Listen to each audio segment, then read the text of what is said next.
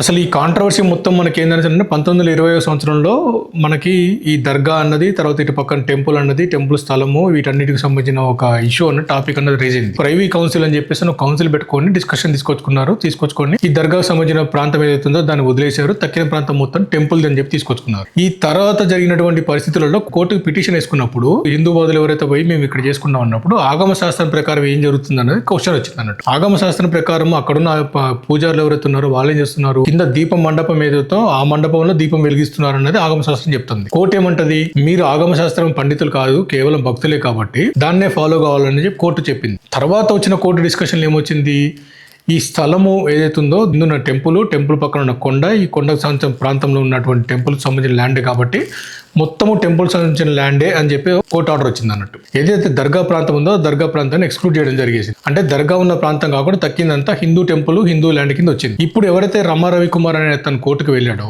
ఈ గుడి స్థలం కాబట్టి గుడి స్థలంలో ఎక్కడైనా సరే నేను దీపం వెలిగించుకోవచ్చు కదా అన్న క్వశ్చన్ తీసుకొచ్చాడు. నెంబర్ 1 పాయింట్ అది అవుతుంది అన్నట్టు. దీపం మండపము అన్నది, దీప స్తంభము రెండింటికి దీపం అనేసి ఉన్నది. ఇది ఎన్నో సంవత్సరాల నుంచి, అంటే 1920 కన్నా ముందు, శతాబ్దాల కాలం కన్నా ముందు నుంచి కూడా దీపస్తంభం అన్న పేరు వచ్చిందంటే అక్కడ దీపం వెలిగించేదే కాబట్టి నేను అక్కడ దీపం వెలిగించుకుంటా అనే పాయింట్ ఇతను తీసుకున్నట్టు. దాన్ని కోర్టు కన్సిడర్ చేసింది.